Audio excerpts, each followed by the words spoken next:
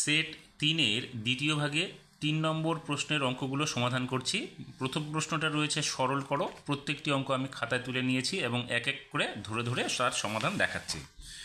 প্রথম প্রশ্নটাতে সরল করো যে রয়েছে, সেখানে আমাদের কি করতে হবে দেখো, আমাদের প্রথম বন্ধনীর ভিতরে যে অংশটুকু আছে সেই অংশটুকু আগে সমাধান করতে হবে। তার মানে আমাদের এখানে একটা প্রথম বন্ধনী রয়েছে এবং এখানে একটা প্রথম বন্ধনী রয়েছে।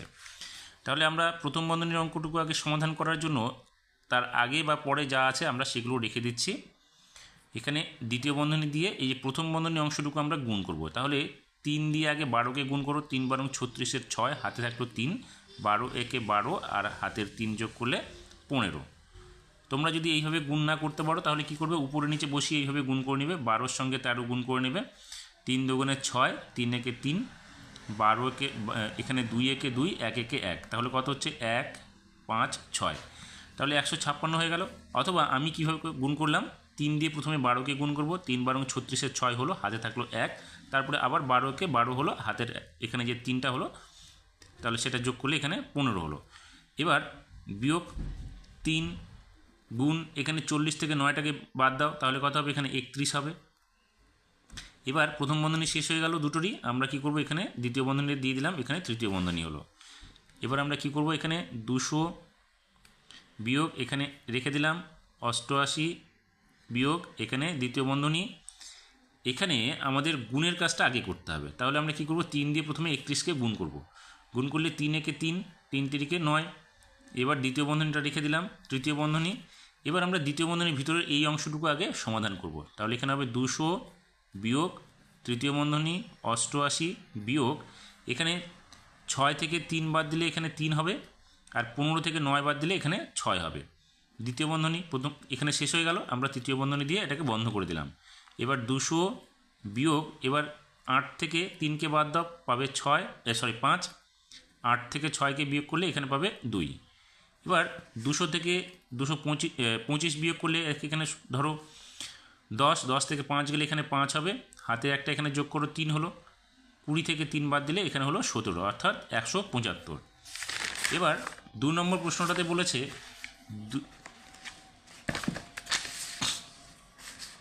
360 বিঘা জমির 20 দিনে চাষ করতে 4টি ট্রাক্টর লাগে। 1800 বিঘা জমি 10 দিনে চাষ করতে কটি ট্রাক্টর লাগবে? আমরা কি করলাম, এখানে জমিটাকে বিঘা দেখালাম, সময়টাকে দিন এবং ট্রাক্টরটাকে সংখ্যা টি দিয়ে করলাম। অর্থাৎ 360 বিঘা জমি চাষ করতে 20 দিনে 4টি ট্রাক্টর সম্পন্ন করছে। 1800 বিঘা জমি চাষ করতে 10 দিনে কয়টি ট্রাক্টর সম্পন্ন করবে? এখানে আমাদের দুটো সম্পর্ক তৈরি করতে হবে, সেটা হচ্ছে দিন সংখ্যার সঙ্গে ট্রাক্টরের সংখ্যা এবং জমির সঙ্গে ট্রাক্টরের সংখ্যা। তাহলে দিন সংখ্যার সঙ্গে ট্রাক্টর সংখ্যার সম্পর্কটা কী হবে দেখো, 20 দিনে যদি একটা কাজ বা জমি চাষ করতে পারে 4টি ট্রাক্টর, সেখানে 10 দিনে চাষ করতে গেলে আমাদের বেশি সংখ্যক ট্রাক্টর লাগবে। অর্থাৎ দিনটা কমে যাচ্ছে কিন্তু ট্রাক্টর সংখ্যাটা আমাদের বেড়ে যাচ্ছে। অর্থাৎ এটা হচ্ছে কি, আমাদের ব্যস্ত সম্পর্ক। তাহলে এখানে আমরা লিখব ব্যস্ত সম্পর্ক। অপরদিকে 360 বিঘা জমি চাষ করতে যদি 4টা ট্রাক্টর লাগে, সেক্ষেত্রে 1800 বিঘা জমি চাষ করতে বেশি ট্রাক্টর লাগবে। অর্থাৎ জমির পরিমাণ বাড়লো, এখানে ট্রাক্টর সংখ্যাটাও আমাদের বেড়ে গেল। তাহলে এটা কি হলো, সরল সম্পর্ক হলো। তাহলে এখানে আমরা লিখব জমির পরিমাণ ও ট্রাক্টরের সংখ্যা সরল সম্পর্ক। অতএব আমাদের ট্রাক্টর কয়টা লাগবে এখন, এই 1800 বিঘা জমি 10 দিনে চাষ করতে। তাহলে যেটা বের করতে হবে তার সঙ্গে সংখ্যাটা কত আছে, 4। আমরা এখানে 4 লিখব এবং সম্পর্ক দুটো আছে, দুটোর জন্য দুটো সম্পর্কের জায়গা আমরা তৈরি করব।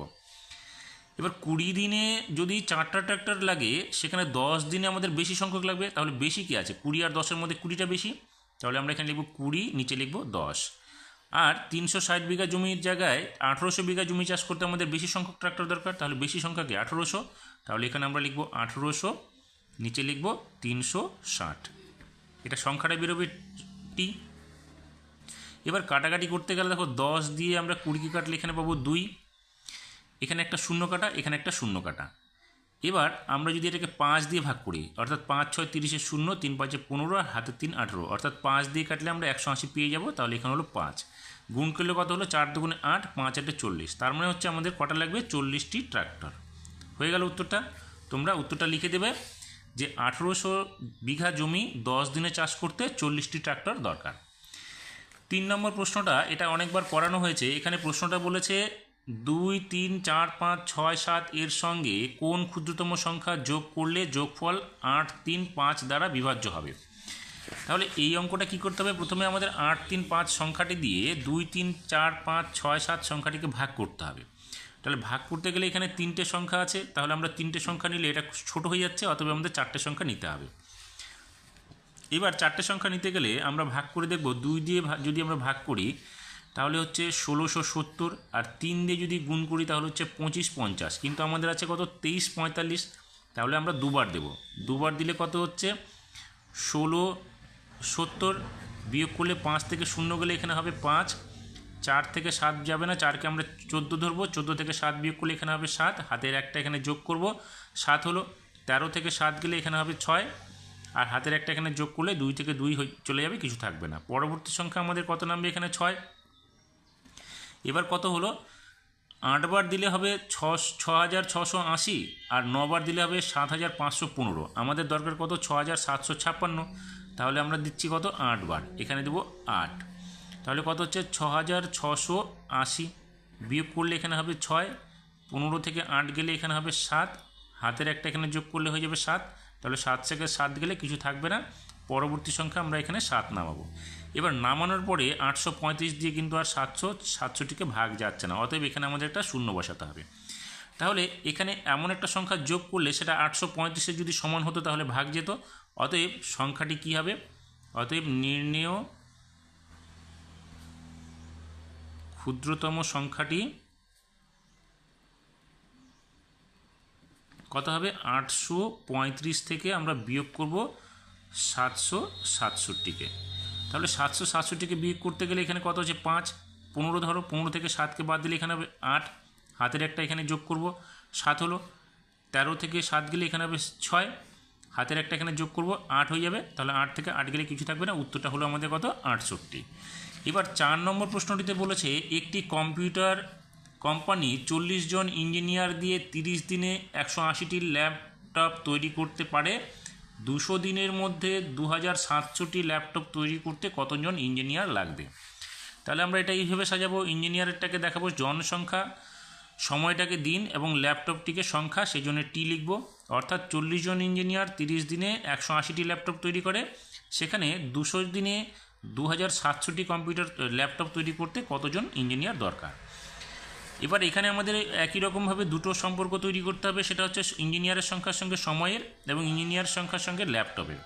তাহলে 30 দিনে ল্যাপটপ তৈরি করে 40 জন ইঞ্জিনিয়ার, সেখানে 200 দিনে তৈরি করলে আমাদের কম সংখ্যক ইঞ্জিনিয়ার হলেই হয়ে যাবে, অর্থাৎ দিন সংখ্যা বাড়লে আমার সময়টা লোক সংখ্যাটা কমে যাচ্ছে, অর্থাৎ ব্যস্ত সম্পর্ক এটা আমাদের, ইঞ্জিনিয়ার সংখ্যার সঙ্গে দিন সংখ্যা হচ্ছে ব্যস্ত সম্পর্ক।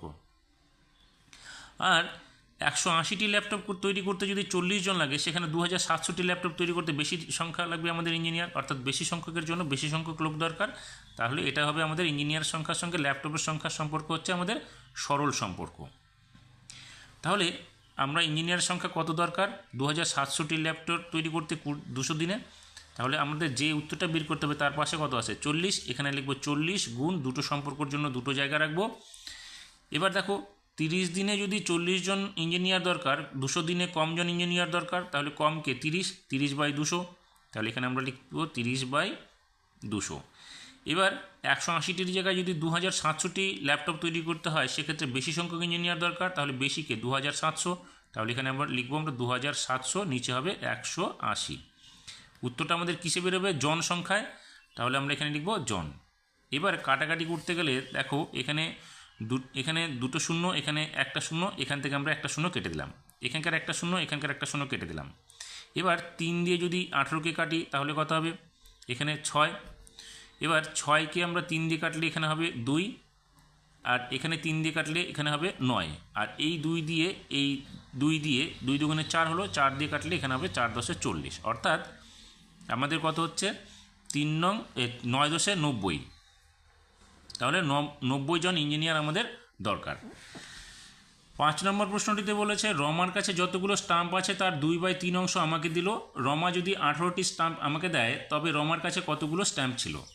তাহলে রমা আমাকে স্ট্যাম্প দিয়েছে 2/3 অংশ, আবার রমা আমাকে স্ট্যাম্প দিয়েছে, তার সংখ্যাটা হচ্ছে 18। তার মানে এই 2/3 অংশটাই হচ্ছে 18 সমান। তাহলে আমরা এখানে লিখব 2/3 অংশ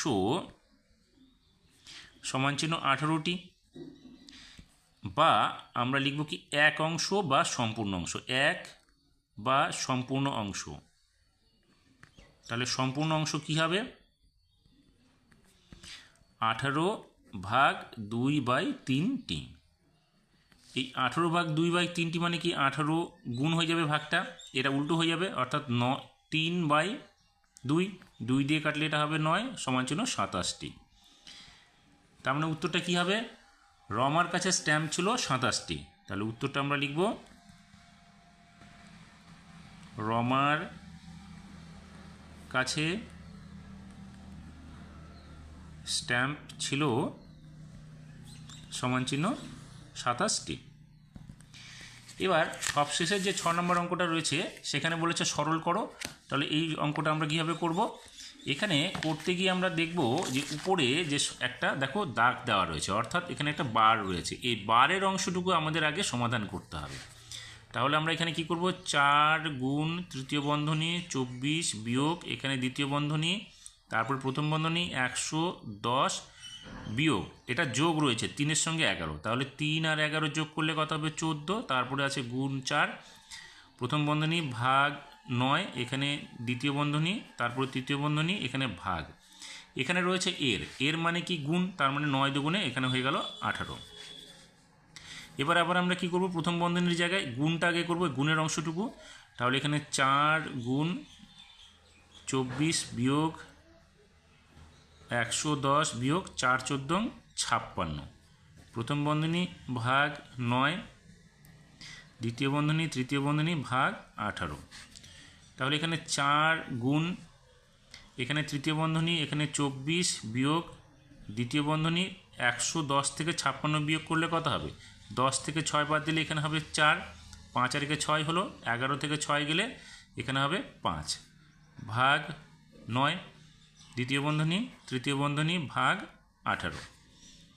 তারপরে 4 গুণ এখানে 24, এবার দ্বিতীয় বন্ধনী অংশটুকু ভাগ আছে, অর্থাৎ 9 দিয়ে 54কে ভাগ করলে কত হবে? 6, তাহলে বিয়োগ 6, এখানে দ্বিতীয় বন্ধনী বন্ধ করে দিলাম, দ্বিতীয় বন্ধনী শেষ হয়ে গেল, তৃতীয় বন্ধনী রাখলাম, এবার ভাগ হচ্ছে 18।